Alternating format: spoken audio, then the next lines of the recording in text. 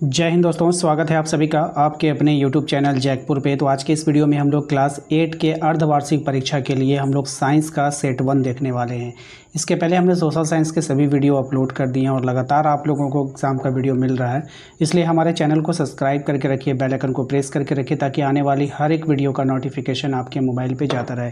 सबसे पहला सवाल आपके स्क्रीन पर आ चुका है कि केंद्रक में कौन सा द्रव्य पाया जाता है। तो केंद्रक में जो द्रव्य पाया जाता है उसका नाम बताना है, तो उसको हम लोग बोलते हैं केंद्रक द्रव्य। ऑप्शन नंबर ए इसका यहाँ पे करेक्ट आंसर होगा। क्वेश्चन नंबर 2 पे आते हैं। इसमें कहा गया है कि जंतु कोशिका में क्या अनुपस्थित होता है। यानी कि देखिए, जंतु कोशिका होता है, एक जीव कोशिका आता है, ठीक है। तो यहाँ पर अगर आप बताएंगे कि यहाँ पर कि जंतु कोशिका में क्या अनुपस्थित होता है, क्या नहीं होता है, तो कोशिका भित्ति जो है वो नहीं होता है, क्योंकि ये चीज़ जो है आपको पादप में पाया जाता है, ठीक है। क्वेश्चन नंबर 3 पे आते हैं। कह रहा है कि क्लोरोप्लास्ट किस में पाया जाता है। अब ये जो क्लोरोप्लास्ट है ये पौधों की कोशिका में पाया जाता है। ऑप्शन नंबर 20 का यहाँ पे करेक्ट आंसर हो जाएगा। क्वेश्चन नंबर 4 पे आते हैं। कह रहा है कि अमीबा एक एकल कोशिकीय जीव है, इसके एक ही कोशिका में होता है। इसके एक ही कोशिका में क्या क्या होता है? अंतःग्रहण होगा, पाचन होगा, अवशोषण एवं उत्सर्जन होगा। तो ये सभी क्रियाएं जो हो जाती है। ऑप्शन नंबर डी इसका यहाँ पे करेक्ट आंसर होगा। क्वेश्चन नंबर 5 पे आते हैं। कह रहा है कि सर्वप्रथम कोशिका की खोज किसने किया था। तो सर्वप्रथम कोशिका की खोज किया था रॉबर्ट हुक ने। और ये कैसा कोशिका खोजा था? मृत कोशिका, याद रखिएगा। इसके बाद आते हैं हम लोग अगले सवाल पे। सर्वप्रथम जीवित कोशिका को किसने खोजा था। तो जीवित कोशिका को खोजा था एंट वॉन लीeuwenhoek ने। किसने खोजा था? एंट वॉन लीeuwenhoek ने खोजा था। क्वेश्चन नंबर आते हैं 7 पे। कह रहा है कि सजीवों के शरीर की सबसे छोटी रचनात्मक और क्रियात्मक इकाई को क्या कहते हैं। तो इसको हम लोग कहते हैं कोशिका। क्या बोलते हैं? कोशिका बोलते हैं। ऑप्शन नंबर ए हो जाएगा। क्वेश्चन नंबर 8 पे आते हैं। कह रहा है कि इनमें से आकार में सबसे छोटी कोशिका किसकी है। यानी कि किसकी जो है आकार में सबसे छोटी कोशिका होगी। तो माइकोप्लाज्मा की जो कोशिका होती है वो आकार में सबसे छोटी होती है।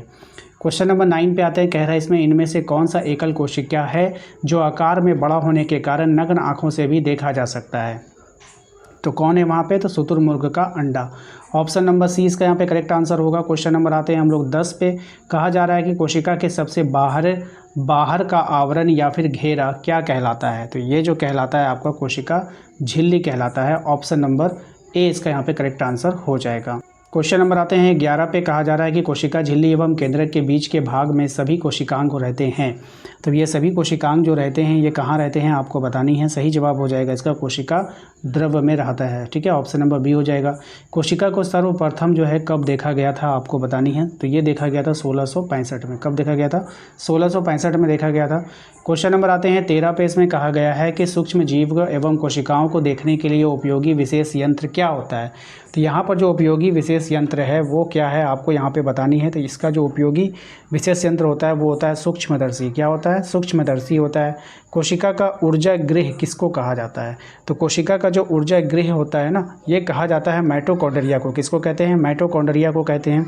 क्वेश्चन नंबर 15 पे आइए। कहा गया है कि एक कोशिकीय जीव का उदाहरण निम्नलिखित में से कौन सा है। तो एक कोशिकीय जीव का जो उदाहरण होगा वो हो जाएगा आपका अमीबा। ऑप्शन नंबर ए इसका यहाँ पे सही जवाब होगा। क्वेश्चन नंबर आते हैं 16 पे। कहा गया है कि कोशिका में गुणसूत्र कहाँ पाए जाते हैं। तो कोशिका में जो गुणसूत्र पाए जाते हैं वो केंद्रक में पाए जाते हैं। ऑप्शन नंबर ए हो जाएगा। क्वेश्चन नंबर आते हैं 17 पे। इसमें कहा गया है कि समान कोशिका समूह जो एक विशिष्ट अंग का निर्माण करता है क्या कहलाता है। तो उसको हम लोग ऊतक कहलाते हैं, ठीक है। अब यहाँ पर कुछ मिलान चिन्ह है, इसको ध्यान में रखिएगा। यहाँ से भी आप लोगों के ऑब्जेक्टिव क्वेश्चन बनाकर पूछे जा सकते हैं, जैसे कि एक कोशिकीय जीव का संबंध किससे है। तो एक कोशिकीय जीव का जो संबंध हो जाएगा वो किससे हो जाएगा? गुणसूत्र से, अमीबा से, सॉरी किससे हो जाएगा? अमीबा से हो जाएगा। एक कोशिकीय जीव कौन हो जाएगा? अमीबा हो जाएगा। कोशिका भित्ति का जो संबंध है वो किससे है आपको बताना है। तो वो पादप कोशिका में होता है, कोशिका भित्ति। कोशिका झिल्ली का संबंध जो है वो किससे है आपको बतानी है। तो इसका जो संबंध है वो हो जाएगा चयनात्मक परागम से हो जाएगा। Option number B. कोशिकाओं के समूह को हम लोग क्या बोलते हैं। तो कोशिकाओं के समूह को बोलते हैं हम लोग ऊतक। और आनुवांशिक गुणों का वाहक कौन हो जाएगा? गुणसूत्र हो जाएगा। तो इस तरह से सभी को मिला लेना है, ठीक है।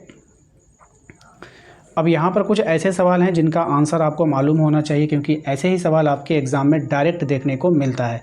तो चलिए बताते हैं आपको। देखिए, कोशिका के किस भाग में कोशिकांग पाया जाता है। तो कोशिका के कौन से भाग में कोशिकांग पाया जाएगा। तो आपको बताना है कोशिका ये जो पाया जाता है ये कोशिका द्रव्य में पाया जाता है। कहाँ में पाया जाता है ये बच्चा? कोशिका द्रव्य में, ठीक है। कहाँ पाया जाता है? कोशिका द्रव्य में पाया जाता है, ठीक है। इसका आंसर लिख लीजिएगा। दूसरा सवाल बोला सजीव में आनुवांशिक गुणों का वाहक कौन होता है। तो सजीव में आनुवांशिक गुणों का जो वाहक होता है उसको हम लोग जीन बोलते हैं। क्या बोलते हैं? जीन बोलते हैं। ठीक है। और क्वेश्चन नंबर 3 में बोला गया पौधों की कोशिका में सबसे बाहरी परत को क्या कहते हैं? तो पौधों की कोशिका में जो सबसे बाहरी परत होता है उसको बोलते हैं हम लोग, बताइए उसको क्या बोलते हैं? उसको बोलते हैं कोशिका भित्ति। क्या बोलते हैं उसको? कोशिका भित्ति बोलते हैं। क्या बोलते हैं? कोशिका भित्ति बोलते हैं। ठीक है, तो इसको आंसर याद रखिएगा। कोशिका की खोज किस वैज्ञानिक ने किया था? तो कोशिका की खोज किया था, आप लोग को पता है कि रॉबर्ट हुक ने किया था। किसने किया था? रॉबर्ट हुक ने किया था।